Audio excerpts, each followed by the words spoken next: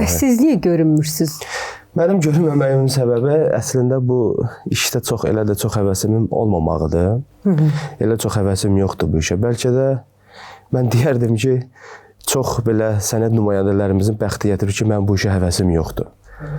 Yəni mən həvəsim olsaydı bu işə, mən inanın ki, bu sahədə A-dan Z-yə nə lazımsa edərdim. Sadəcə olaraq həvəsim yoxdur bu işə. Bəs onda niyə gəlmisiniz? Bu sənətə gəlməyimin səbəbi atamın və Allah uzun ömür, can sağlığı versin nənəmin istəyi olubdur. Çox həvəsləri var. Nənə bizi izləyir onda yəqin. Əlbəttə izləyir. Salamlayırıq. Səni öpürəm nənəcan.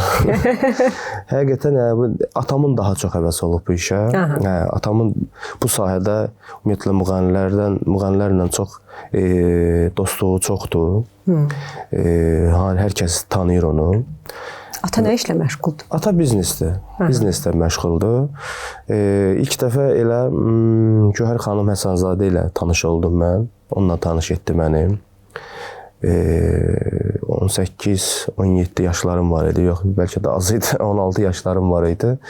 Gövhər xanım məni görəndə və səsimi yoxladı, biraz raspepka etdi.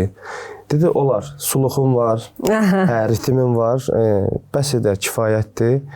Və artıq bərabər bir yerdə çalışdıq və Gövhər xanım mənim öz müəlliməm olub.